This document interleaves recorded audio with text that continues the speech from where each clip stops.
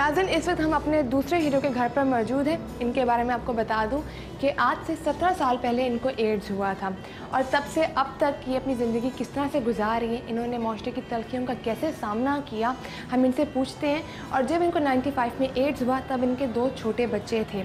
इन्होंने उनकी बहुत अच्छी परवरिश की और इन्हें माशरे का एक ज़िम्मेदार शहरी बनाया। बाकी बातें इनके पास चलते करते हैं।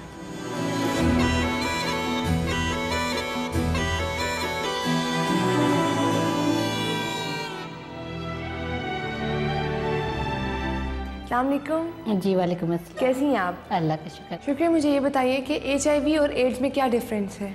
बहुत सारे लोगों को जो है HIV और एड्स का जो डिफरेंस है वो अभी तक क्लियर नहीं है, क्योंकि जब भी किसी पेशेंट्स को HIV के बारे में पता चलता है तो फ़ौरन इसको कहते हैं कि जी इसको एड्स हो गई है, जबकि एड्स और HIV 2 डिफरेंस। जो HIV है वो एक वायरस है और एड्स जो है वो डिफरेंट जो डिजीज़ हैं उसका वो मजमुआ है। हम किसी HIV जो पॉजिटिव को जो है ना एड्स पेशेंट्स तब तक नहीं कह सकते हैं जब तक उसको डिजीज़ ना आ जाए। शुक्रिया। अब आप मुझे ये बताएंगे किस तरह से ये शुरू हुआ आपको? 95 में जो था मेरा डायग्नोस हुआ कि मैं HIV पॉजिटिव हूँ, क्योंकि उस टाइम में क्योंकि मेरे हस्बैंड बहुत ज़्यादा बीमार थे और जब उनका किसी चीज़ कोई भी मेडिसिन उनके ऊपर असरअंदाज नहीं हो रही थी तो कुछ डॉक्टर्स ने रेकमेंड किया कि इनका जो है ना वो एड्स टेस्ट करवाया जाए। तो जब उनका टेस्ट करवाया गया तो वो एड्स पेशेंट डायग्नोस हुए। मतलब वो वैसे ही एड्स पेशेंट थे? वो हो चुके हुए थे। जब मैंने हमें बताया गया कि जी इनको एड्स है और आपको भी ये बीमारी है, तो उस वक्त क्योंकि उन्होंने फैमिली टेस्ट लिया था, मेरे बच्चों के भी उस वक्त जो थे वो टेस्ट हो रहे थे, बल्कि हो चुके थे। तो मैं उनसे वो मेरे बारे में बता रहे थे कि जी आपके अंदर ये वायरस जो है वो मौजूद है। तो मैं उन्हें कह रही थी जी आप मुझे मेरे बच्चों के बारे में बताएं। तो उसने कहा शुक्र है कि वो नेगेटिव है। तो मैंने उस वक्त शुक्र अल्हम्दुलिल्लाह का लफ्ज़ जो था जो हम हमेशा ही कहते हैं, और मैं समझती हूँ कि शायद अगर आज इतनी बेटर लाइफ जो दी रही हूँ तो शुक्र अल्हम्दुलिल्लाह कि उसकी नेमतों का शुक्र अदा करती हूँ कि उसने मेरे बच्चों को नेगेटिव रखा। उस टाइम मेरा बेटा 2 साल का था और बेटी मेरी 4 साल की थी। तो मुझे अच्छी तरह से याद है कि जिस तरह से माएँ अपने बच्चों को प्यार देती हैं बच्चों को, मैंने अपने बच्चों को नहीं दिया वो, क्योंकि मेरे पास इंफॉर्मेशन नहीं थी। तो मैं कहती थी कि कहीं मेरे बच्चों को ये बीमारी ना लग जाए। तो आज मैं जब मुझे पता चल गया है कि ये इस तरह से बीमारी नहीं फैलती है, तो मैं आज अपना ये शौक़ लोगों के बच्चों पे पूरा करती हूँ कि मैं उनको बहुत प्यार करती हूँ, कि मुझे जब छोटे छोटे बच्चे देखती हूँ तो मुझे बहुत अच्छा लगता है। अच्छा, शुक्रिया। जब आपको ये सब कुछ मालूम हुआ तो आपने ये सोचा कि आपको कैसे ये मतलब जो डिज़ीज़ या वायरस था आप तक कैसे कन्वर्ट हुआ? शादी से पहले तो मेरे अंदर तो डेफिनेटली ये वायरस नहीं था। मेरे अंदर जो ये जो वायरस था वो मेरे हस्बैंड से ट्रांसफ़र हुआ। जब हमारे बारे में पता चला हॉस्पिटल्स में तो उन्होंने अखबार में दे दिया, तो उसकी वजह से हमारे साथ लोगों ने बहुत डिस्क्रिमिनेशन की। लोगों के रवैये हमारे से, इवन के जब उनका डायग्नोस हुआ तो हेल्थ केयर प्रोवाइडर्स का रवैया हमारे साथ बहुत चेंज था।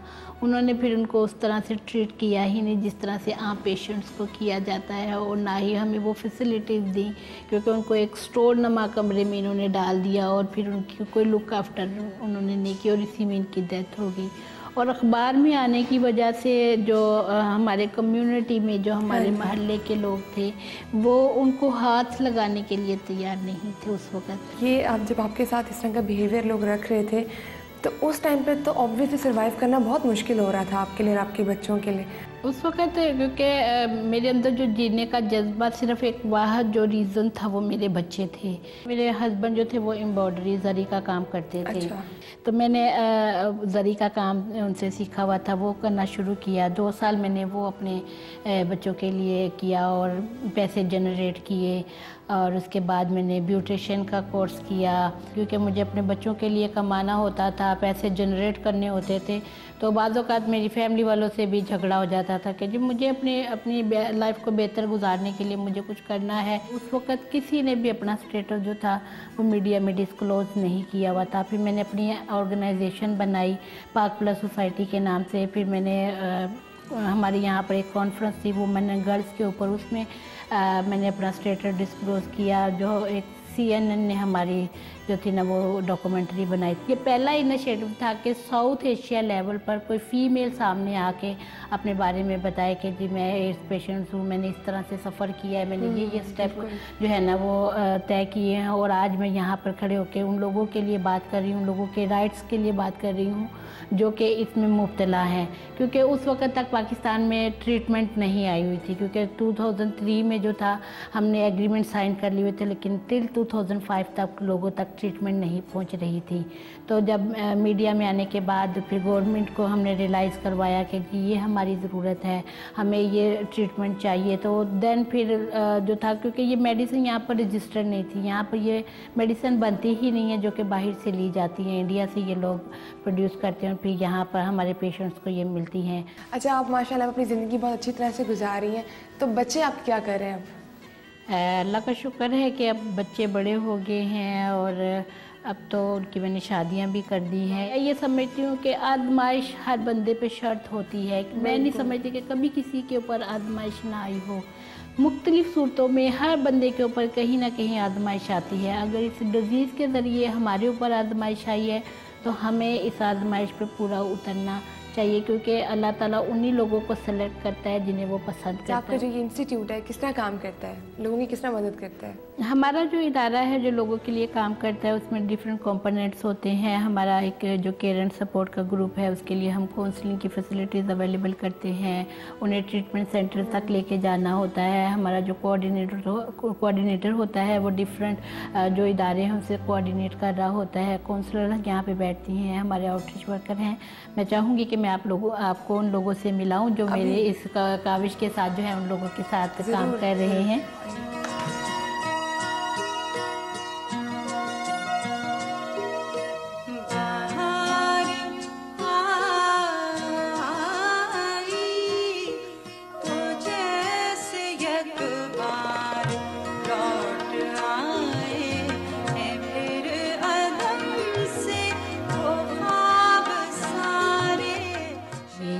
सिद्रा हैं जो कि क्लिनिकल साइकोलॉजिस्ट हैं, जो लोगों को काउंसल करती हैं, लोगों को बताती हैं कि अगर उन्हें HIV है तो ये किस तरह से अपने आप को स्टेबल कर सकते हैं और अपनी लाइफ को किस तरह से बेटर कर सकते हैं।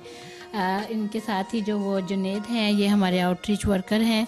ये पेशेंट्स के लिए ये उनसे ज़्यादा काम करते हैं कि पेशेंट्स को ट्रीटमेंट सेंटर तक लेके जाना और उनको वो फैसिलिटीज़ फराहम करना। आउटरीच वर्कर मोइन रियाज साहब हैं, ये हमारे साथ गुज़श्ता कई सालों से हैं और मैं समझती हूँ कि इन्होंने काफ़ी लोगों को अवेयर भी किया है और लोगों को इन्फॉर्मेशन देने में इनका भी बहुत अहम किरदार हो। इनके सामने हमारे साथ हमारी फाइनेंस मैनेजर अनम बैठी हुई हैं जो कि हमारे फाइनेंस को कंट्रोल कर रही होती हैं कि हमें अपनी जो मनी है वो किस तरह से जो है कंट्रोल करके यूज़ करनी है।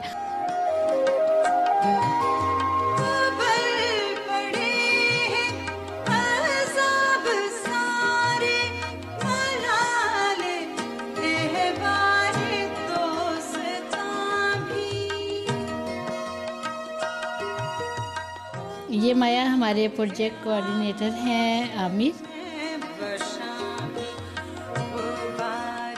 अस्सलाम वालेकुम आमिर। वालेकुम सलाम। कैसे हैं आप? Fine, thank you. ये एक बड़ी पॉजिटिव चीज़ है पाकिस्तान के लिए भी और यहाँ के लोगों के लिए भी कि शुक्रिया गुल जैसे लोग यहाँ पे मौजूद हैं और वो ऐसे इदारा उन्होंने बनाया है कि जो केयर एंड सपोर्ट के हवाले से जो भी हमारे जो लोग हैं HIV से जो इन्फेक्टेड या इन्फेक्टेड लोग हैं उनकी केयर एंड सपोर्ट के लिए काम कर रहे हैं। Thank you so much Aamir. बहुत शुक्रिया जी आपका भी, थैंक यू। Thank you.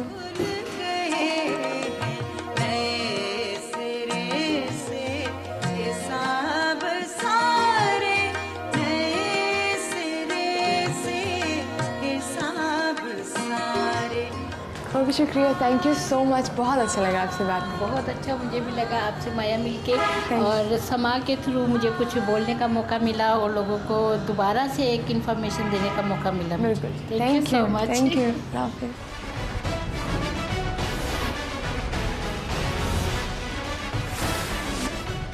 आज हमने आपको दो बहुत ही खास हीरो से मिलवाया। हीरोज़ को तलाश करने और आपसे मिलवाने का सिलसिला जारी रहेगा। अगर आप किसी हीरो को जानते हैं तो हमें लिख भेजिए heroes@sama.tv पर। इसके अलावा आप अपने मोबाइल से हमें मैसेज भी कर सकते हैं, हीरो स्पेस अपना मैसेज और सेंड कर दीजिए 8126 पर। और समा की वेबसाइट sama.tv पर ज़रूर विजिट कीजिए। फेसबुक पे हमारा फैन पेज है, उसको ज्वाइन करना मत भूलिएगा। हमें आपके फीडबैक का इंतज़ार रहेगा।